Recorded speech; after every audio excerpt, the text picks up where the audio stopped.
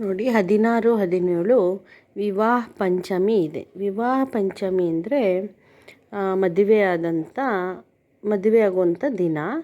ಇದು ಮಾರ್ಗಶಿರ ಮಾಸ ಶುಕ್ಲ ಪಂಚಮಿ ಎಂದು ಬಂದಿದೆ. ಇದು ಹರ್ಷಿನ ಯೋಗ ಮತ್ತು ಧನಿಷ್ಠ ನಕ್ಷತ್ರದಲ್ಲಿ ಇದೆ, ನಿನ್ನೆ ಮತ್ತು ಇವತ್ತು. ಹಾಗೂ ಇವತ್ತು ರಾಮ ಮತ್ತು ಸೀತೆ ಮದುವೆ ಆದಂಥ, ವಿವಾಹ ಆದಂಥ ದಿನ. ಈ ದಿನ ಬಹಳ ವಿಶೇಷವಾದದ್ದು. ಮತ್ತು ನಾಳೆ ಷಷ್ಠಿ ಇದೆ, ಚಂಪಕ ಷಷ್ಠಿ.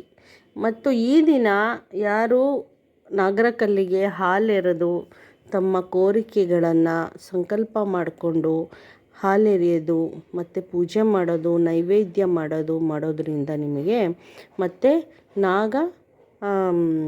ನಾಗದೇವತೆಯ ಗಾಯತ್ರಿ ಮಂತ್ರವನ್ನು ಹೇಳ್ಕೋಬೇಕು.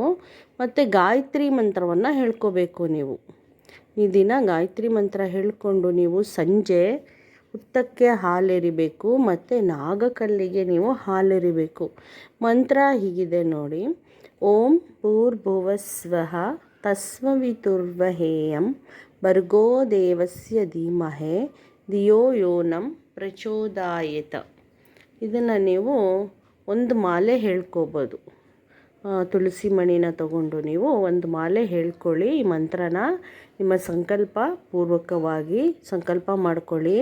ನಾಗದೇವತೆಗಳಿಗೆ ಅರಿಶಿನ ಕುಂಕುಮ ಇಟ್ಟು ಸಂಜೆ ನೀವು ಹಾಲೆರೆದು ನೈವೇದ್ಯ ಇಟ್ಟು ಪೂಜೆ ಮಾಡ್ಕೊಳ್ಳಿ, ನಿಮಗೆ ಒಳ್ಳೆಯದಾಗಲಿ.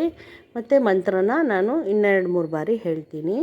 ಓಂ ಭೂರ್ಭುವಸ್ವಃ ತಸ್ಸವಿತುರ್ವರೆಣ್ಯಂ ಭರ್ಗೋ ದೇವಸ್ಯ ಧೀಮಹಿ ಧಿಯೋ ಯೋ ನಃ ಪ್ರಚೋದಯಾತ್. ಓಂ ಭೂರ್ಭುವಸ್ವಃ ತಸ್ಸವಿತುರ್ವರೆಣ್ಯಂ ಭರ್ಗೋ ದೇವಸ್ಯ ಧೀಮಹಿ ಧಿಯೋ ಯೋ ನಃ ಪ್ರಚೋದಯಾತ್.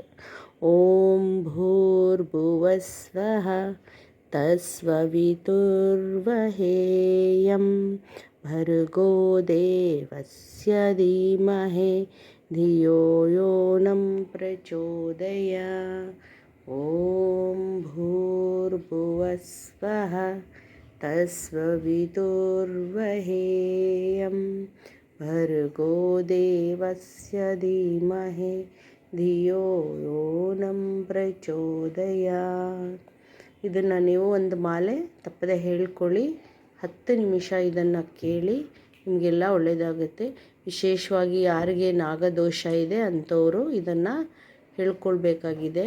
ನಾಗದೋಷ ಇರಲಿ, ಸರ್ಪದೋಷ ಇರಲಿ, ನಿಮಗೇನೇ ನಾಗದೋಷ ಇದ್ದರೂ ಈ ದಿನ ನೀವು ಪೂಜೆ ಸಲ್ಲಿಸೋದ್ರಿಂದ ನಿಮಗೆ ಒಳ್ಳೆಯದಾಗುತ್ತೆ.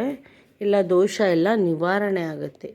ಮತ್ತು ಇವತ್ತು ಸೀತಾ ಮತ್ತು ರಾಮರ ಮದುವೆ ಆದಂಥ ವಿಶೇಷವಾದ ಪಂಚಮಿ ದಿನ. ಈ ಮಾರ್ಗಶಿರ ಮಾಸದ ಪಂಚಮಿ ದಿನವೇ ಇವರಿಬ್ಬರ ವಿವಾಹ ಆದಂಥ ದಿನ. ಅದಕ್ಕೆ ಇದನ್ನು ವಿವಾಹ ಪಂಚಮಿ ಅಂತ ಕರೀತಾರೆ. ನೀವು ಆರಾಧನೆ ಮಾಡ್ಕೊಳ್ಳಿ. ಮತ್ತು ನನ್ನ ಚಾನಲ್ನ ಸಬ್ಸ್ಕ್ರೈಬ್ ಮಾಡಿ ವೀಕ್ಷಕರೇ. ನಮಸ್ತೆ.